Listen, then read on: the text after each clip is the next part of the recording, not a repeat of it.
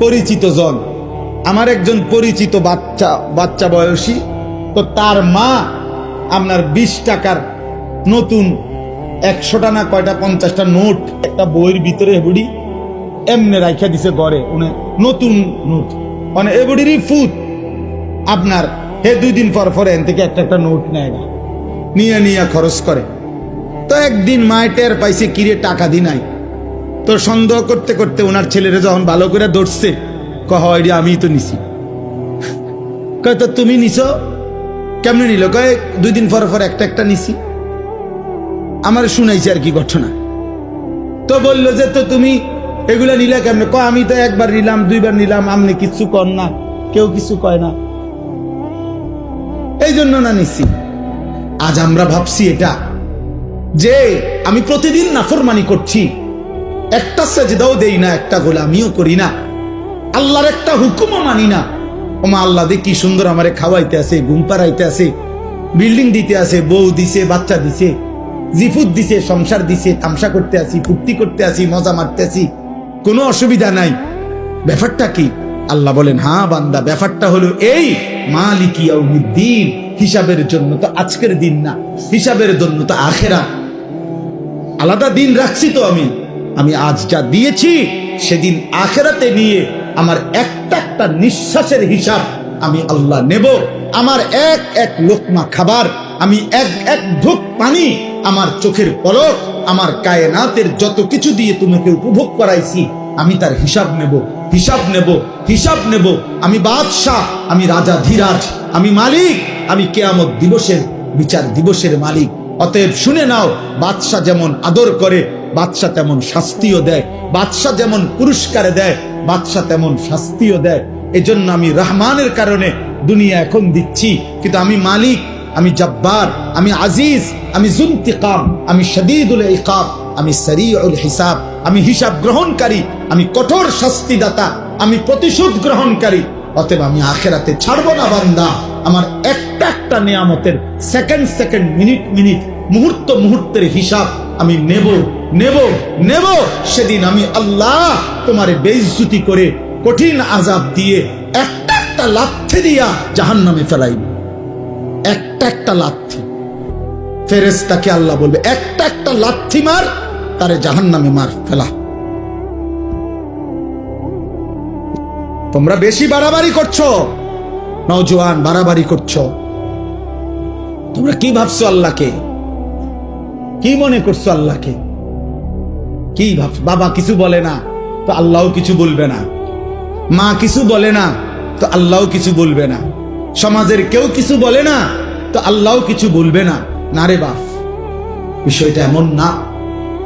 হযরত ওমর রাদিয়াল্লাহু তাআলা আনহু একদিন 3 দিন ক্ষুধার্ত থাকার পরে, তাফসীরের মধ্যে আছে 3 দিন ক্ষুধার্ত থাকার পর 2টা খেজুর আর কয়েক ঢোক পানি পান করছে ওমর। তখন আল্লাহর নবী তখন দেখছে, নবীজি বলেন ওয়াল্লাহি লা তুসআলু আন হাযান নাঈম।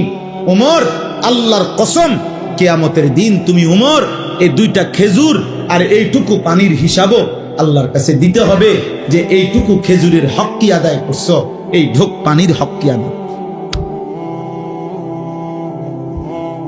একটা ছেলেও যদি বুঝে থাকো বাপ, আজকের থেকে বদলাও। সর্বশেষ কথা হলো, আল্লাহ তাআলা বলেন, অতএব বান্দা আমি ব্যালেন্স করে বলছি, তোমার মুখ দিয়া প্রতিদিন আমি উচ্চারণ করাই সূরা ফাতিহা। এতবার তোমারে বলাইছি, না বুঝার কথা না, তুমি মনে নাই এটা কেমনে কইবা? আমি আল্লাহ তো আলহামদুলিল্লাহ সূরাটা শতবার হাজার বার তোমার মুখ দিয়া বলাইছি, কথা বোঝেন নাই? এতবার বলাইলাম, তুমি বুঝো নাই? এতবার কেন বলাইলাম? এতবার কেন বলাচ্ছি? অতএব আল্লাহ বলছে বান্দা আমি ভারসাম্য করে দিছি, ব্যালেন্স মানে হলো, একদিকে আমি বলছি আমি রহমতের কারণে, দয়া মায়ার কারণে দুনিয়া দেব, দুনিয়া খাওয়াবো পড়াবো, দুনিয়া ডাকলেও দেবো, না ডাকলে দেবো। আমি জন্তু জানোয়ারে খাওয়াই, তোমারে খাওয়াবো না কেন? আমি মুশরিকরে খাওয়াই, মুরতাদ নাস্তিক আমারে স্বীকারই করে না, আমি তাকেও খাওয়াই, তোমারেও খাওয়াবো, কারণ আমার রহমতের কারণে। কিন্তু আমি বিচার দিনের মালিক, আমি হিসাব নেব, হিসাব নিয়া কাউকে জান্নাতে দেব, কাউকে জাহান্নামে দেব। অতএব ইনসাফের বিবেকের দাবি তুমি এটাই বলবা, ইয়াকা না'বুদু, আল্লাহ যেহেতু আপনি সব দিছেন, আবার আপনি সব হিসাব নিবেন, অতএব ডাইন বাম কইরা লাভ নাই, আমি আপনার গোলামি করব।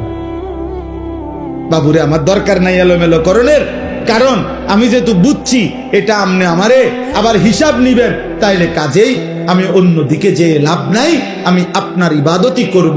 তবে ওয়া ইয়াকা নাস্তাঈন, আমি না মাওলা, আমি দুর্বল, আমি ছোটখাটো মানুষ আল্লাহ, আমি আপনার একজন আদনা বান্দা, আপনি আমারে একটু সাহায্য কইরেন, আমি আপনার সাহায্য চাই, সাহায্য প্রার্থনা করি।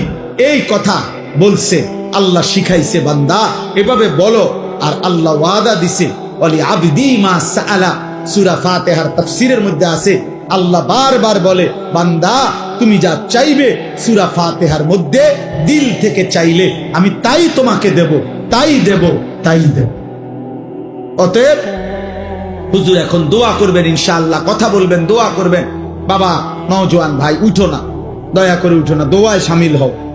এক আল্লাহওয়ালা এক বুজুর্গের কাছ থেকে দোয়া নাও। এক রাত গভীরে কষ্ট করছো, চোখের পানি ফেলে একবার দেখো, এ কথা বলে দেখো মালিককে, মালিক আমি ভুল করছি মাওলা, আপনি আমারে মাফ করে দেন, আমি আপনাকে সেজদা করব। চেষ্টা করা যাবে কি ইনশাআল্লাহ? বলো না নওজোয়ান, বলো ইনশাআল্লাহ, হিম্মত করে বলো ইনশাআল্লাহ। 5 ওয়াক্ত নামাজ পড়ো, আখলাকের হেফাজত করো, চরিত্রের হেফাজত করো। আল্লাহর কথা কম শুনলেও নেকি, বেশি শুনলেও নেকি। কম শুনলে যে দূর শুনলাম ওই পরিমাণ নেকি, বেশি শুনলে বেশি হিসাবে নেকি। কোনটাই নেকির থেকে শূন্য হবে না। সুবহানাল্লাহ একবার পড়লেও নেকি, 100 বার পড়লেও নেকি। একবার পড়লে নবীজি বলছেন, আযমু মিন উহুদিন, উহুদ পাহাড়ের চাইতে বেশি নেকি। একবার। আবার 100 বার পড়লে নবীজি বলছেন, আল্লাহর রাস্তায় 100 গোলাম আজাদ করার সওয়াব। তাইলে নেক আমল আজরুকুম আলা কদরে নুসুবিকুম, নবী সাল্লাল্লাহু আলাইহি সাল্লাম বলেন, তোমাদের পরিশ্রম অনুপাতে তোমাদের নেকি। যে আমলে যত মেহনত, ওই আমলে তত নেকি। তাহলে এই জন্য আল্লাহর কথা কম হোক বেশি হোক কোনো অসুবিধা নেই। ওয়াজ কমও হইতে পারে, ওয়াজ বেশি হইতে পারে। হাদিসের মধ্যে আছে, নবী সাল্লাল্লাহু আলাইহি সাল্লাম একদিন ফজরের নামাজের পরে মসজিদে নববীতে ওয়াজ শুরু করছেন, বিশুদ্ধ হাদিস। মাগরিব পর্যন্ত ওই দিন নবীজি ওয়াজ করছেন, শুধু নামাজ পড়ছেন আবার বসছেন। এক টানা ফজরের পর থেকে মাগরিব পর্যন্ত তিনি অনবরত বলছেন। হযরত আবু যায়েদ আনসারী রাদিয়াল্লাহু তাআলা আনহু বলেন, কিয়ামত পর্যন্ত যা হবে সবকিছু বলে ফেলছেন উনি, এমন ওয়াজ দিছেন, এক ওয়াজ। তাহলে লম্বা ওয়াজ। আবার এক সাহাবী আয়েশা নবীজিকে বলছেন, ইজিনি ওয়া আউজিস, ইয়া রাসূলুল্লাহ আমাকে একটু ওয়াজ করেন, তবে একটু কমাইয়া কইেন, সংক্ষেপ কইেন, আমি পুরো মনে রাখতে পারতাম না। নবী সাল্লাল্লাহু আলাইহি সাল্লাম বলছে, লা তাগদাব, রাগ করো না। এই শেষ ওয়াজ।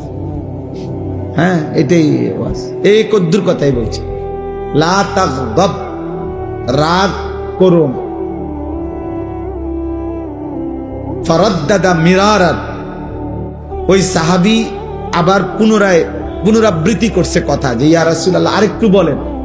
এত সংক্ষিপ্ত কইছি, একবার বেশি সংক্ষেপ হয়ে গেছে। সংক্ষেপ কইয়া তো বিপদে না পড়লাম। হ্যাঁ, লা তাগদাব,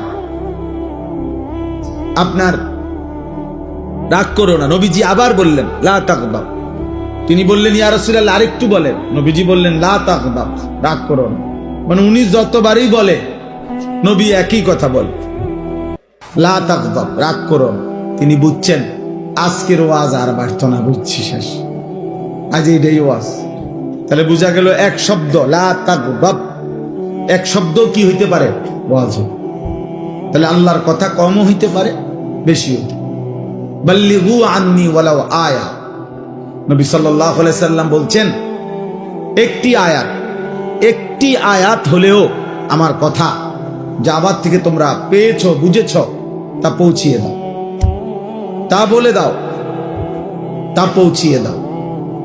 তাইলে আল্লাহর কথা কমও হইতে পারে, বেশিও হইতে পারে। আল্লাহর কথা শোনার মধ্যেই বরকত, বাস্তবতা। আল্লাহ কুরআনুল কারীমে বলছেন, ফাবাশশির ইবাদ আল্লাযীনা ইসতামিউনাল কাওলা ফায়াত্তাবিউনা আহসান। হে নবী, আপনি আমার ওই বান্দাদেরকে জান্নাতের সুসংবাদ দেন যারা মনোযোগ দিয়ে কথা শুনে অতঃপর কোরআন সুন্নাহর অনুসরণ করে। তাহলে আগে শুনে মনোযোগ দিয়ে এরপরে অনুসরণ করে। আল্লাহ বলেন ওদেরকে আপনি জান্নাতের সুসংবাদ দিয়ে দেন। এজন্য দোস্ত, নেক আমল করা এটা যেমন একটা আমল, নেক আমলের কথা শোনা এটাও একটা আমল। এটাও একটা আমল। এই যে এখন আপনারা ওয়াজ শুনতেছেন, এটাও একটা আমল যে আল্লাহর কথা শুনতেছেন। আল্লাহ যে বলছে তোমরা আমার কথা মনোযোগ দিয়ে শুনো, তো আপনি মনোযোগ দিয়ে শুনতেছেন, এটা একটা আমল। আবার যদি আমলে বাস্তবায়ন করেন তো সেটা পরিপূর্ণ আমল, সেটা পরিপূর্ণ আমল। এজন্য আল্লাহর কথা শোনা থেকে বিরত থাকতে নাই। অনেক সময় শয়তান ওয়াসওয়াসা দেয়, আরে বুঝছি তুই আর ওয়াজ হইনা কিরবি, তুই তো এই ওয়াদের, বুঝেন নাই? তুই আর কি, তুমি যে দেখছি আজ যে 6 বছর ধরে তো ওয়াজে হনো, কই তুমি যেরুম আছে এমন না।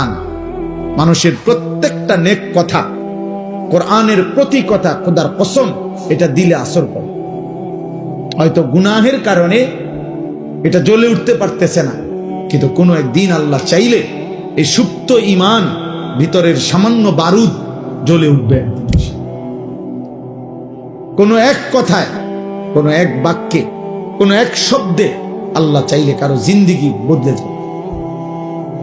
মূলত হেদায়েত, জীবনের পরিবর্তন, এ তো আল্লাহর হাতে।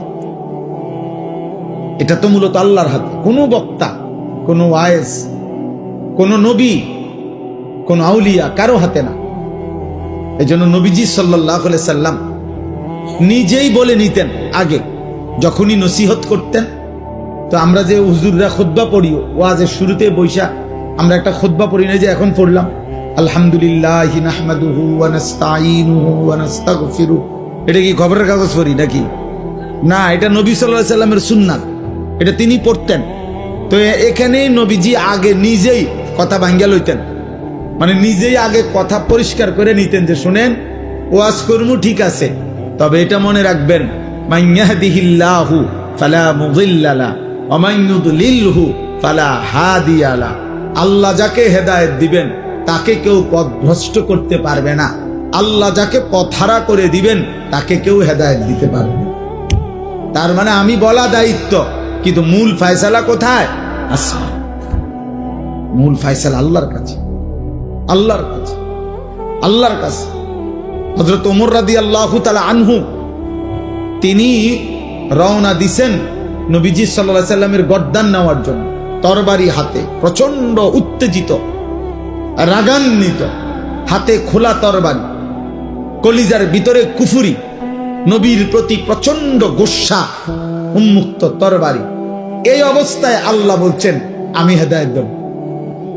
আপনি যদি বলেন এটা বুঝে একটা কথা হইলো, এটা বিচারের কথা হইলো, আপনি এর কি বুঝে হেদায়েত দিবেন? তে যায় কোন দিকে আপনি বুঝেন না? আল্লাহ বলবেন আমার ইচ্ছা, তোমার সমস্যা কি? তোমার অসুবিধা কি? আমি হেদায়েত দেব। তো ঠিকই আল্লাহ এই চলার পথেই, ওই দিনেই, এই তরবারি হাতেই, এই রাগান্বিত অবস্থাতেই ওমরকে হেদায়েত দিছেন। তো ওমর কালেমাওয়ালা হয়ে গেছে। আবার আবু তালেব, নবীজির আপন চাচা, নবীর দাদা আব্দুল মুত্তালিব, তিনি ওনার হাতে তুলে দিয়ে গেছিলেন নবীজিকে, নবী সাল্লাল্লাহু আলাইহি সাল্লামকে 12 বছর বয়সে অথবা 8 বছর বয়সে, তো ধরে নিলাম 12 বছর। এই 12 বছর বয়সে নবীজির দাদা আব্দুল মুত্তালিব আবু তালেবের হাতে নবীজিকে তুলে দিছিলেন। বলছে আমার নাতি, বাবা হারা এতিম নাতি, তোমার হাতে তুলে দিলাম। আমার নাতির বাবা মারা গেছেন আব্দুল্লাহ, অতএব তুমি সন্তানের কাছে, আমি আমার নাতিকে দিয়ে গেলাম। এই যে দিয়ে গেছে নবীজিকে আবু তালেবের হাতে, নবীজি সাল্লাল্লাহু আলাইহি সাল্লামের বয়স যখন 50, তখন আবু তালেব ইন্তেকাল করছে। তো 12 থেকে 50 মোট 38 বছর, এক টানা 38 বছর প্রতিটা সুখে দুঃখে জীবনের 38 বছর এক টানা নবীজির পাশে ছিলেন, আদর করছেন, সোহাগ করছেন, আশ্রয় দিছেন, ভালোবাসা দিছেন, সার্বিক তদারকি করছেন এই আবু তালিব। এর মধ্যে ইসলাম প্রচারের পরেও আরো 10 বছর, কারণ নবীজির ইন্তেকাল, আরে নবীজির বয়স যখন 50 তখন তিনি ইন্তেকাল করছেন। তাহলে নবীজি 40 বছর বয়সে কালেমার দাওয়াত শুরু করছেন, তাহলে তো এখানে আরো 10 বছর, মানে নবীজি ইসলামের দাওয়াত শুরু করছে যখন, তখনও উনি নবীজিরে পাইছে আরো 10 বছর, আগের 28 বছর, তাহলে 28 আর 10 এই 38 বছরের আদর সোহাগ, 38 বছরের এই ভালোবাসা, নবীজির পাশে থাকার পরেও আল্লাহ বলছে, বন্ধু আমার বুঝে ধরে নাই, আমি চাইলাম